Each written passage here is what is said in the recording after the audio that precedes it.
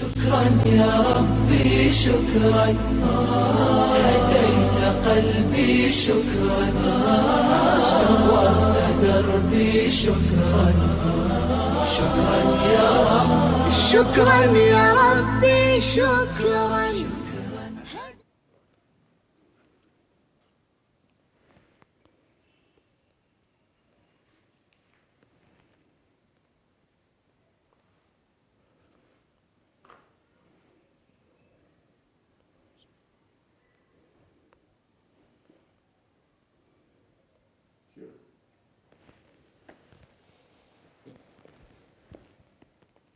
السلام علیکم. خیریت سے بھائی؟ آپ نے نماز پڑھی؟ نماز اسلام کی ایک اہم ترین عبادت ہے. تو نماز کو نماز کے انداز میں پڑھنا چاہیے. آپ نے تو ایسے نماز پڑھی جیسے آپ بہت جلدی میں ہو. حدیث پاک میں ہے، نبی کریم صلی اللہ علیہ وسلم نے ارشاد فرمایا کہ بعض لوگ نماز پڑھتے ہیں 60 سال تک نماز پڑھتے ہیں مگر ان کی ایک نماز بھی قبول نہیں ہوتی. ایک روایت میں آپ صلی اللہ علیہ وسلم نے ارشاد فرمایا کہ آپ مسجد نبوی میں تشریف فرمائے. ایک شخص آئے، مسجد میں نماز پڑھنے لگے. آپ ہی کی طرح اسپیڈ میں نماز پڑھی انہوں نے. حضور نے کہا صلی فإنک لم تصلی، کہ بھئی دوبارہ نماز پڑھو اس لیے کہ تمہاری نماز نہیں ہوئی. اس طرح 3 مرتبہ ہوا. پھر آپ صلی اللہ علیہ وسلم سے انہوں نے سوال کیا کہ میری نماز میں کیا کمی؟ حضور نے کہا نماز کو اطمینان کے ساتھ پڑھا جائے. دوسری ایک روایت میں آپ صلی اللہ علیہ وسلم نے ارشاد فرمایا صلو کما رأیتمونی اصلی، کہ نماز کو ایسا ہی پڑھو جیسا تم مجھے نماز پڑھتے ہوئے دیکھتے ہو. تو آئیے ہم معلوم کرتے ہیں کہ نماز کا صحیح اور سنت طریقہ کیا ہے. دیکھو بھائی، سب سے پہلے جب نماز شروع کی جائے تو نماز شروع کرنے سے پہلے نماز کی نیت کی جائے کہ بھئی آپ کون سی نماز پڑھ رہے ہیں. عام طور پر کیا ہوتا ہے کہ ہم لوگ نماز کے لیے آتے ہیں، وضو کرتے ہیں اور نماز شروع کر دیتے ہیں، لیکن آپ نے نیت نہیں کی کہ کون سی نماز ہے. تو سب سے پہلے تو نیت کرے آدمی کہ میں ظہر کی نماز پڑھ رہا ہوں، میں سنت پڑھ رہا ہوں، میں فرض نماز پڑھ رہا ہوں. اس لیے کہ نیت فرض ہے. اگر نیت نہیں کی گئی تو نماز ادا نہیں ہوگی. نیت کے لیے زبان سے بولنا ضروری نہیں ہے، مگر دل میں کم سے کم آدمی کے نیت ہونا ضروری ہے کہ وہ کون سی نماز ادا کر رہا ہے. تو سب سے پہلے نماز شروع کرنے سے پہلے اس کی نیت ہونی چاہیے کہ آپ کون سی نماز ادا کر رہے ہیں. فرض نماز پڑھ رہے ہیں، سنت نماز پڑھ رہے ہیں، اور پھر اس کے بعد آپ نماز پڑھیں. انما الاعمال بالنیات، اعمال کا دار و مدار نیت پر ہے. جب نیت ہی نہیں ہوگی تو آپ کی نماز کہاں ہونے والی ہے. لہذا سب سے پہلے کوشش کریں کہ کیا کریں، آپ نیت کریں. تو ہم نے نیت کی، عصر کی نماز کا وقت ہے تو عصر کی نماز کی نیت کی کہ میں آج کی عصر کی نماز ادا کر رہا ہوں. تو زبان سے بولنا ضروری نہیں، لیکن دل میں انسان کے یہ ارادہ اور نیت ہونا ضروری ہے کہ میں آج کی عصر کی نماز ادا کر رہا ہوں. اس کے بعد نماز شروع کریں گے تو سب سے پہلا مسئلہ یہ آتا ہے کہ نماز کیسے شروع کی جائے. تو نماز کے لیے تکبیر تحریمہ ہوتی ہے، یعنی اللہ اکبر. یہ جو اللہ اکبر ہے اس کو تکبیر تحریمہ کہتے ہیں، جس تکبیر کے ذریعے سے نماز کو شروع کیا جاتا ہے. تکبیر تحریمہ سے ہم نماز کو شروع کر رہے ہیں تو ہم اپنے ہاتھوں کو کانوں تک لے جائیں گے، لگائیں گے نہیں، یہاں تک ہمیں لے جانا ہے. اور ایک خیال رہے کہ جب ہم اپنے ہاتھوں کو کانوں تک لے جائیں تو اس کو ایسا نہ کریں، بلکہ احادیث مبارکہ میں آیا ہے کہ اپنے ہاتھوں کی ہتھیلی کو قبلے کی طرف رکھیں. تو اس طریقے سے اب نہ اوپر لے جانا ہے نہ نیچے لے جانا ہے. بعض لوگ کیا کرتے ہیں، اس طریقے سے نماز پڑھتے ہیں، بعض اس طرح سے. تو حدیث مبارک میں ہے کہ اپنے ہاتھ کو اس کے عادت کے مطابق چھوڑ دیں، یعنی جیسا ہے ویسا ہی، نہ اس کو ملانے کی کوشش کریں اور نہ اس کو پھیلانے کی کوشش کریں، بلکہ اپنے ہاتھوں کی انگلیوں کو اس طریقے سے اس کی حالت پر، اس کی طبعی حالت پر چھوڑ دیں اور اس طرح سے اس کو اٹھائیں، اس طرح سے. اب جب آپ نماز کو شروع کر رہے ہیں تو آپ اپنی نگاہ کو سجدے کی جگہ پر رکھیں. عام طور پر ہوتا کیا ہے کہ آدمی نماز شروع کرتا ہے، کبھی ادھر دیکھا، کبھی ادھر دیکھا کبھی ادھر دیکھا. احادیث مبارکہ میں ہے کہ آدمی جب نماز میں اپنی نظروں کو ادھر ادھر کرتا ہے تو ابو داؤد کی روایت ہے اللہ ایسی نماز کو اس کے منہ پر دے مارتا ہے. بعض روایت میں ہے کہ جب بندہ نماز پڑھتے ہوئے اپنی توجہ کو ہٹاتا ہے تو اللہ بھی اس سے اپنی توجہ کو ہٹا دیتا ہے. تو نماز میں اپنی نگاہ کو سجدے کی جگہ پر رکھنا چاہیے. دارقطنی کی، مسند احمد کی، ابو داؤد کی بہت ساری روایتوں سے احادیث مبارکہ سے ثابت ہے کہ اپنی نگاہ کہاں پر ہونی چاہیے؟ سجدہ، جہاں پر آپ سجدہ کرتے وقت آپ کا سر ہوگا وہیں پر آپ کی نگاہ ہونی چاہیے. جب آپ قیام میں، جب نماز کے لیے آپ کھڑے ہوں تو اپنی نگاہ کو وہاں رکھیں.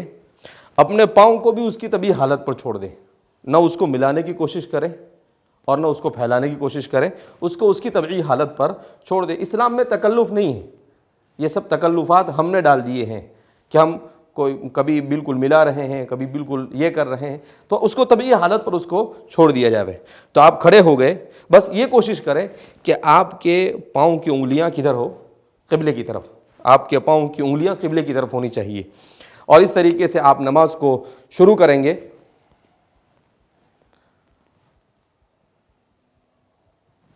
اب آپ کو ہاتھ رکھنا ہے تو اپنے ہاتھ آپ کو یہاں پر رکھنے ہیں، ناف کے نیچے رکھنے ہیں.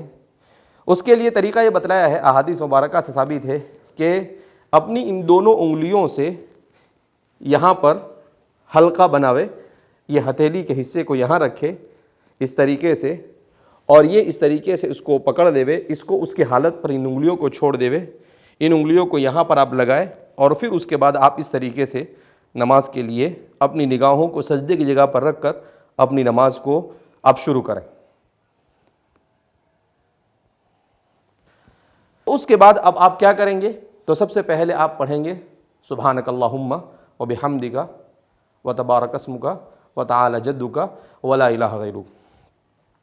کوشش یہ کرے آدمی کہ کم از کم نماز کی جو دعائیں ہیں اس کا ترجمہ سمجھ لے، تاکہ نماز کو سمجھ کر پڑھیں.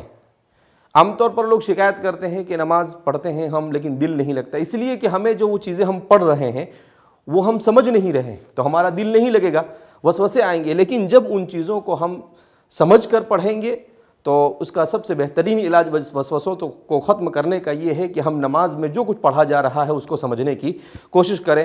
سبحانک اللہم و بحمدک پڑھنے کے بعد آپ اعوذ باللہ من الشیطان الرجیم پڑھیں گے، اس کے بعد بسم اللہ الرحمن الرحیم پڑھیں گے، اس کے بعد سورہ فاتحہ پڑھیں گے الحمدللہ رب العالمین الرحمن الرحیم.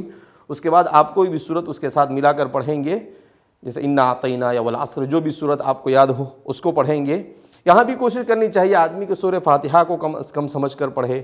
جو چھوٹی چھوٹی صورتیں نماز میں پڑھی جاتی ہیں اس کو سمجھنے کی کوشش کرے، کیونکہ جب سمجھے گا تو اس کا نماز میں دل لگے گا. اب آپ کو رکوع بتلایا جا رہا ہے کہ رکوع کس طریقے سے کیا جاوے. اس میں بھی عام طور پر بہت ساری غلطیاں ہوتی ہیں.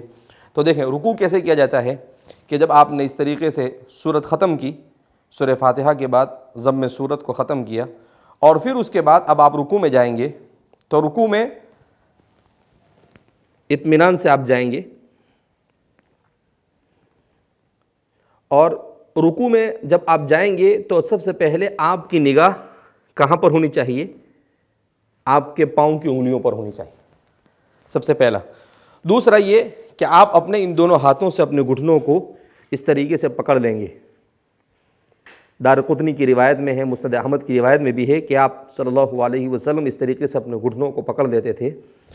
عام طور پر ہمارے یہاں رکوع کیسا کرتے ہیں؟ کوئی یہاں دیکھ رہا ہے، کبھی کچھ لوگ کرتے ہیں. یہ رکوع کا غلط طریقہ ہے. تو میں آپ کو رکوع کا صحیح طریقہ بتلاتا ہوں کہ آپ کوشش کریں کہ آپ کا پورا سر سے لے کر پیچھے تک آپ کا پورا حصہ کیسا ہونا چاہیے؟ ایک ساتھ ہونا چاہیے. تو اس طریقے سے آپ رکوع کریں گے. یہ جو ہاتھ ہے عام طور پر لوگ اس طریقے سے اس کو موڑ دیتے ہیں. کبھی کوئی صرف اتنا کرتا ہے، یہ غلط طریقہ ہے. سنت کے مطابق اگر ہم کو نماز پڑھنی ہے تو اس کا یہی طریقہ ہے کہ آپ اس طریقے سے رکوع میں جائیں گے. یہ ہوا آپ کا صحیح رکوع. اور پھر رکوع میں آپ پڑھیں گے سبحان ربی العظیم 3 مرتبہ، سبحان ربی العظیم، سبحان ربی العظیم. اور اسی کے ساتھ ساتھ رکوع میں پڑھنے کی بہت ساری دعائیں بھی ہیں. اتنی پیاری دعا نبی کریم صلی اللہ علیہ وسلم نے سکھائی کہ رکع وجہی و مخی و عظمی و دمی و لحمی للہ رب العالمین، کہ اللہ میرا گوشت، میرا خون، میری ہڈیاں، میری عقل، میری ہر چیز تیرے سامنے جھک رہی ہے۔ اب رکوع کے بعد کھڑے ہوتے ہیں، اس کو قومہ کہا جاتا ہے۔ قومہ یعنی تھوڑی دیر کھڑا ہونا۔ اب ہم جب رکوع سے کھڑے ہوں گے تو اس کو کہتے ہیں سمیع اللہ لمن حمیدہ۔ جب کھڑے ہوں گے تو ہماری نگاہ کہاں پر ہوگی؟ سجدے کی جگہ پر ہوگی۔ سمیع اللہ لمن حمیدہ یہ پڑھیں گے، اور سمیع اللہ لمن حمیدہ کے بعد ربنا لک الحمد، اور بھی 2-3 روایتوں میں، احادیث میں اللہ کے رسول صلی اللہ علیہ وسلم نے دعائیں سکھائی ہے، ربنا لک الحمد حمدا کثیرا طیبا مبارکا فیہ۔ ایک روایت میں ہے کہ ایک صحابی نے یہ دعا پڑھی، آپ صلی اللہ علیہ وسلم نماز کے بعد سلام کے بعد کھڑے ہوئے اور کہا من القائل بہذہ الکلمات، کہ یہ کلمات کس نے کہے؟ تو صحابہ ڈر گئے کہ شاید کوئی غلطی ہو گئی۔ تو پھر آپ صلی اللہ علیہ وسلم نے کہا کہ نہیں، بہت اچھے کلمات ہیں، جب تم نے کلمات ادا کیے تو فرشتے آپس میں ایک دوسرے کے ساتھ چینا چپٹی کرنے لگے کہ میں اس کی نیکی آسمان پر لے کر جاؤں۔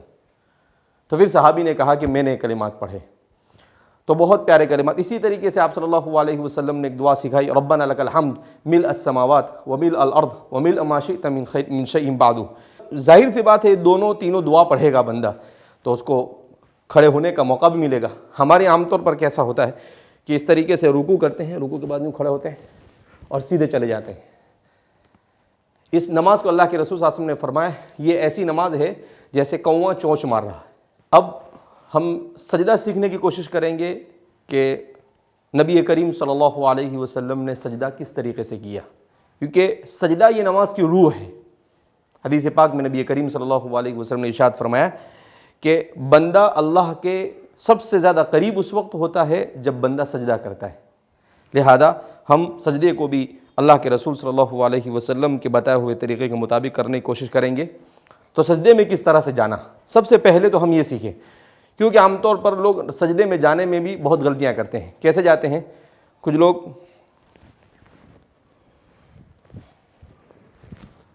اس طرح سے سجدہ کرتے ہیں، یہ صحیح نہیں ہے۔ کبھی بعض لوگ ایسا کرتے ہیں، یہ بھی صحیح نہیں ہے۔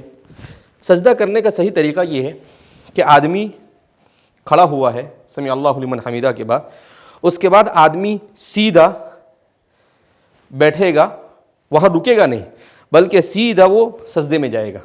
میں آپ کو کر بتانے کی کوشش کرتا ہوں۔ سمیع اللہ لمن حمیدہ ربنا لک الحمد حمدا کثیرا طیبا مبارکا فیہ، اللہ اکبر۔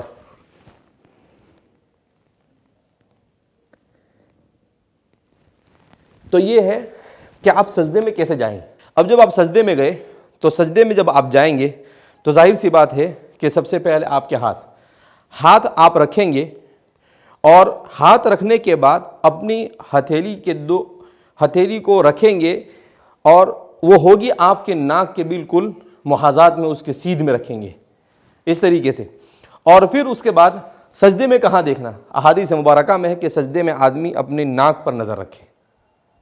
لہذا اس بنا پر سجدے میں کہ آپ اپنے ہاتھ کو ایسا رکھیں گے، اس کے بعد اس کے بیچ میں آپ اپنے ناک اور اپنی پیشانی کو زمین پر ٹیک دیں گے، اور پھر اس کے بعد آپ کہیں گے سبحان ربی الاعلی، سبحان ربی الاعلی۔ اسی کے ساتھ ساتھ سجدے میں نبی کریم صلی اللہ علیہ وسلم سے بہت ساری دعائیں منقول ہیں، ان دعاؤں کا بھی اہتمام ہونا چاہیے۔ جیسے حدیث میں آتا ہے سجد وجہی للذی خلقہ وشق سمعہ وبصرہ فتبارک اللہ احسن الخالقین۔ اسی طریقے سے حدیث میں آتا ہے سبوح قدوس ربنا ورب الملائکۃ والروح، یہ دعا بھی اللہ کے رسول سے مروی ہے۔ اسی طریقے سے حدیث میں مروی ہے کہ آپ صلی اللہ علیہ وسلم سجدے میں یہ بھی دعا پڑھا کرتے تھے، اللہم اغفر لی ذنبی کلہ دقہ وجلہ کبیرہ وصغیرہ علانیتہ وسرہ۔ اسی طریقے سے سجدے میں ایک چیز جو ہمارے پاؤں کی کیفیت کیا، اسے جاننے کی بھی بہت زیادہ سخت ضرورت ہے۔ دونوں پاؤں کے سجدے میں اٹھنے سے نماز فاسد ہو جاتی ہے، نماز صحیح نہیں ہوتی۔ جیسے بعض لوگ اس طریقے سے سجدہ کرتے ہیں، بعض مرتبہ ہم نے دیکھا بعض لوگوں کو اس طریقے سے کرتے ہیں، کھیلتے ہیں پاؤں سے، تو یہ بے توجہی کے ساتھ نماز پڑھنے کا۔ نماز میں سجدے میں آپ کے پاؤں کی کیفیت کیسی ہونی چاہیے؟ آتا ہے کہ آپ کے پاؤں تھوڑا سا وزن دے کر آپ اس کو ایسا کریں کہ اس کا رخ قبلے کی طرف ہو انگلیوں کا، اور آپ کے پاؤں زمین پر ٹکے ہوئے ہو۔ میں آپ کو کر دکھاتا ہوں، اور یہ شروع سے لے کر اخیر تک ہونا چاہیے، جب تک کہ آپ دوسرے سجدے میں بھی اٹھیں گے تو آپ کو اٹھانے کی ضرورت نہیں۔ لیکن عام طور پر کیا ہوتا ہے، یہ یا تو آدمی اس طریقے سے کرتا ہے یا پھر آدمی کچھ نہیں، تو جب آدمی سجدے سے اٹھتا ہے تو اس وقت اٹھا لیتا ہے۔ صحیح یہ ہے کہ آپ کو پاؤں کو زمین سے اٹھانے کی ضرورت نہیں ہے۔ اسی طریقے سے اپنے آپ دونوں پاؤں کو، انگلیوں کو قبلے کی طرف رخ دینے کی کوشش کریں۔ یہ ہو گیا سجدہ، سجدہ ادا ہو گیا۔ اس کے بعد اب ہم کو 2 سجدوں کے درمیان بیٹھنا ہے۔ تو 2 سجدوں کے درمیان جب بیٹھیں گے تو بیٹھتے وقت سب سے پہلے ہمارے ہاتھ کہاں ہوں؟ احادیث کی روشنی میں ہمارے دونوں ہاتھ طبیعی حالت پر ہماری دونوں رانوں پر ہونے چاہیے۔ اس کو نہ ملانے کی ضرورت ہے، نہ اسے کشادہ کرنے کی ضرورت ہے، اس کی طبیعی حالت پر اسے چھوڑ دیں۔ اس میں بعض لوگ کیا کرتے ہیں، اس طریقے سے بیٹھ جاتے ہیں۔ بعض روایتوں سے یہ طریقہ غلط ثابت ہوا ہے۔ بعض لوگ اس طریقے سے رکھ دیتے ہیں، یہ بھی غلط ہے۔ اس کو اس کی طبیعی حالت پر اس طریقے سے آپ رکھ دیں، اور دونوں سجدوں کے درمیان جب بندہ ہوتا ہے تو اس وقت اللہ رب العزت کی خاص توجہ اس کی طرف ہوتی ہے۔ لہذا نبی کریم صلی اللہ علیہ وسلم نے بین سجدتین جو بیٹھتے ہیں اس کو جلسہ کہا جاتا ہے۔ جلسے میں کیا دعا پڑھی جاوے؟ تو جلسے میں دعا میں آتا ہے کہ اللہ کے رسول صلی اللہ علیہ وسلم یہ دعا پڑھا کرتے تھے، اور صحابہ کا بھی یہی طریقہ تھا، اور صحیح طریقہ یہی ہے۔ جب ہم دعا پڑھیں گے تو دونوں سجدوں کے درمیان اچھا خاصا فاصلہ بھی ہو جائے، کہ عام طور پر ہمارے یہاں سجدے 2 سجدوں کے درمیان کس طرح سے بیٹھتے ہیں، اس طریقے سے، کوئی فاصلہ نہیں۔ کیوں؟ اس لیے کہ ہم اس دعا کا اہتمام نہیں کرتے۔ تو دعا کیا آتی ہے؟ حدیث میں آتا ہے اللہ کے رسول صلی اللہ علیہ وسلم یہ دعا پڑھتے تھے، اللہم اغفر لی وارحمنی وعافنی واہدنی وارزقنی واجبرنی۔ اتنی پیاری دعا ہے، انسان کو دنیا آخرت مل گئی اس میں۔ بعض روایتوں میں کہ آپ 3 مرتبہ پڑھتے تھے، بعض روایتوں میں 1 مرتبہ پڑھتے تھے۔ 3 مرتبہ پڑھنے سے اطمینان کے ساتھ نماز بھی ادا ہوتی ہے۔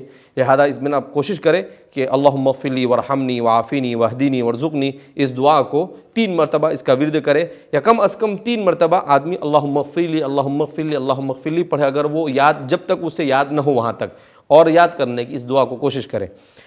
اب جب جلسے میں ہم بیٹھیں تو ہمارے دونوں پاؤں کی کیفیت کیا ہو، کہ دونوں پاؤں کیسے ہونے چاہیے؟ تو آتا یہ ہے کہ ہم اپنے بائیں پیر کو بچھا دیں گے، اس پر بیٹھیں گے، اور اپنے سیدھے پیر کو اس طریقے سے ہم کھڑا کر دیں گے۔ یہ ہے قاعدہ اور جلسے میں بیٹھنے کا مسنون طریقہ، جس کو امام دارقطنی اور مسند احمد اور امام ابو داؤد وغیرہ نے، امام نسائی وغیرہ نے اپنی کتابوں کے اندر میں نقل کیا ہے۔ یہ جلسے کا طریقہ، ہاتھ کہاں ہونے چاہیے، پاؤں کیسے ہونے چاہیے، ہماری نگاہیں کہاں ہو، تو کہا کہ ہماری نگاہیں ہماری گود میں ہونی چاہیے، بعض روایتوں میں انگلی پر ہونی چاہیے۔ اس میں سجدے سے کھڑے ہونے کا مسنون طریقہ یہی ہے، سجدے سے یا بیٹھے ہوئے کھڑے ہونے کا، کہ آپ نان اسٹاپ اس طریقے سے آپ کھڑے ہو جائیں، کہیں پر آپ رکیں گے نہیں، اس طریقے سے سجدے سے کھڑا ہوا جاتا ہے۔ اب ہم جب قاعدہ اولیٰ میں یا قاعدہ اخیرہ میں بیٹھتے ہیں، اور التحیات للہ والصلوات والطیبات والسلام علیک ایھا النبی ورحمۃ اللہ وبرکاتہ، السلام علینا وعلی عباد اللہ الصالحین، اشہد ان لا الہ پر جب انگلی اٹھاتے ہیں تو اس میں بھی کافی غلطیاں کرتے ہیں لوگ۔ اس کا بھی صحیح طریقہ یہ ہے جو احادیث مبارکہ میں وارد ہوا، امام نسائی وغیرہ نے جو روایتیں نقل کی ہے اس میں ہے کہ آپ صلی اللہ علیہ وسلم کا طریقہ یہ تھا کہ اس طریقے سے حلقہ بنا دیتے تھے، اور آپ تحیہ جب تک پڑھیں گے آپ کا ہاتھ ایسے ہی رہے گا، جیسا کہ آپ کو بتلایا گیا، نہ آپ کو نیچے رکھنا ہے نہ اوپر کرنا ہے، یہاں پر اپنے ہاتھ کو رکھنا ہے، اس کی حالت پر چھوڑنا ہے۔ اور پھر اس کے بعد جب آپ اشہد ان لا الہ کہنے کے لیے جائیں گے تو اس وقت یہ حلقہ بنائیں گے، اور اس کے بعد اپنی انگلی کو اتنا آپ اٹھائیں گے جتنا آپ کی انگلی قبلے کی طرف ہو. اشہد ان لا الہ. اس میں یہاں تک کہ حضرات صحابہ نے اتنی باریکی کے ساتھ رسول اللہ صلی اللہ علیہ وسلم کی نماز کو نقل کیا ہے کہ اشہدو جب بولنا شروع کرے اس وقت انگلی کو اٹھائے اشہد ان لا الہ الا اللہ اور اس کے بعد الا اللہ پر اپنی انگلی کو رکھ دے. تو یہ انگلی صرف اتنی اٹھانی ہے کہ اس کا رخ قبلے کی طرف ہو سکے. اب اس کے بعد جیسا کہ ہر مسلمان جانتا ہے کہ التحیات پڑھی جاتی ہے، التحیات کے بعد درود شریف پڑھا جاتا ہے، اور اللہم صلی علی محمد وعلی آل محمد کما صلیت علی ابراہیم وعلی آل ابراہیم انک حمید مجید، اللہم بارک علی محمد وعلی آل محمد کما بارکت علی ابراہیم وعلی آل ابراہیم انک حمید مجید. اس کے بعد دعا پڑھی جاتی ہے. وہ مختلف دعائیں ہیں جو درود کے بعد پڑھی جاتی ہے. اللہم انی ظلمت نفسی ظلما کثیرا ولا یغفر الذنوب الا انت فاغفر لی مغفرۃ من عندک وارحمنی انک انت الغفور. اور بھی بہت ساری دعائیں اللہ کے رسول صلی اللہ علیہ وسلم سے مروی ہے. تو ان دعاؤں میں سے کسی دعا کو پڑھا جاوے اور پھر اس کے بعد سلام پھیرنا ہے. سلام پھیرنے میں بھی عام طور پر ہمارے یہاں پر یہ غلطیاں کی جاتی ہے.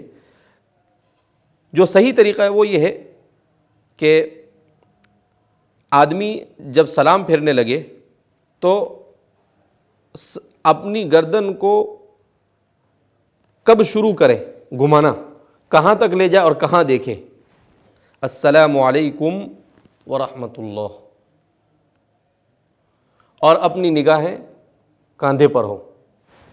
بعض لوگ یوں کرتے ہیں اور بعض لوگ بہت مختصر.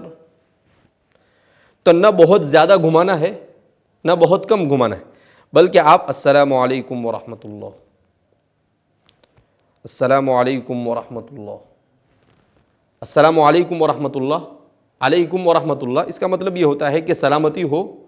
اگر آپ اکیلے نماز پڑھ رہے ہو تو فرشتوں پر، اگر آپ جماعت کے ساتھ نماز پڑھ رہے ہو تو اس صورت میں آپ کی اس طرف جتنے لوگ ہیں ان پر، جو فرشتے ہیں ان پر، اگر آپ کے امام اس طرف ہیں ان پر، ان سب پر سلامتی ہو. نماز میں سلام پھیر دیا، آپ کی نماز تو پوری ہو گئی، مگر اس کے بعد نبی کریم صلی اللہ علیہ وسلم نے بہت ساری تسبیحات اور بہت سارے اذکار کا حکم دیا ہے کہ نماز ختم کر دیں. آپ نماز ختم کرنے کے بعد آپ کیا کریں گے؟ تو کہا کہ بھائی نماز ختم کرنے کے بعد آپ 33 مرتبہ سبحان ربی الاعلیٰ، 33 مرتبہ سبحان اللہ، 33 مرتبہ الحمدللہ، 33 مرتبہ اللہ اکبر، اور 1 مرتبہ لا الہ الا اللہ وحدہ لا شریک لہ لہ الملک ولہ الحمد، یہ پڑھیں گے. اور اس طرح سے یہ 100 مرتبہ ہو جائے گا. اور پھر اس کے بعد آپ صلی اللہ علیہ وسلم سے مروی ہے کہ آپ صلی اللہ علیہ وسلم عام طور پر نماز کے بعد دعا پڑھا کرتے تھے، اللہم انک السلام ومنک السلام تبارکت ربنا وتعالیت یا ذا الجلال والاکرام. تو اس دعا کو بھی پڑھنے کی کوشش کریں. اس کے علاوہ بھی آپ صلی اللہ علیہ وسلم سے نماز کے اذکار ہے. روایتوں میں آتا ہے کہ صبح میں جو نماز، فجر کی نماز کے بعد چاروں قل پڑھی جاوے، قل هو اللہ احد، قل اعوذ برب الفلق، قل اعوذ برب الناس، 3 مرتبہ پڑھی جاوے. اگر بندہ پڑھ لیتا ہے تو پورا دن اللہ اس کے ہر طرح کے شرور و فتن، آفت، بلاؤں سے اللہ اس کی حفاظت فرماتا ہے. ایک روایت میں آتا ہے کہ ہر نماز کے بعد بندہ اگر آیت الکرسی کا اہتمام کرتا ہے، اللہ لا الہ الا هو الحی القیوم لا تأخذہ سنۃ ولا نوم، تو اس آدمی کو موت کے بعد جنت میں جانے سے اور کوئی چیز نہیں روکے گی. تو اس طریقے سے ایمان پر خاتمہ ہونے کے بارے میں اللہ کے رسول صلی اللہ علیہ وسلم نے بتلایا ہے. تو آیت الکرسی کے پڑھنے کا اہتمام ہونا چاہیے. اسی طریقے سے اللہ کے رسول صلی اللہ علیہ وسلم سے مروی ہے کہ آدمی جب مغرب کی نماز سے فارغ ہو تو اللہم اجرنی من النار یا مجیرو، اللہم اجرنی من النار یا مجیرو 7 مرتبہ پڑھے. اس سے اللہ رب العزت اس کو جہنم کی آگ سے خلاصی کا پروانہ دیتا ہے.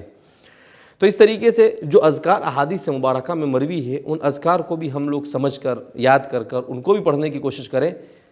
آج ہم پر جو آفت، بلائیں اور مصیبتیں آ رہی ہے اس کا سب سے بنیادی سبب یہ ہے کہ ہم نہ نماز صحیح طریقے سے ادا کرتے ہیں، نہ ہم اپنے آپ کو ادعیہ معصورہ اور مسنون دعاؤں کا اپنے آپ کو عادی بناتے ہیں، اور نہ ہم اذکار کا اپنے آپ کو عادی بناتے ہیں. تو اسی وجہ سے ہم سب مصیبتوں میں مبتلا ہو رہے ہیں. میں سمجھتا ہوں کہ اگر ہم نماز کو صحیح طریقے سے ادا کریں اور اذکار کا اہتمام کریں تو اللہ رب العزت ہماری بہت ساری مصیبتوں کو دور کر دے گا. یہاں پر اخیر میں ایک بات آپ یہ بھی جانتے چلیں کہ جب ہم دعا کرتے ہیں، جب بھی دعا کریں، چاہے نماز کے بعد دعا کریں، اس لیے کہ نماز کے بعد جو دعا کی جاتی ہے وہ دعا قبول ہوتی ہے.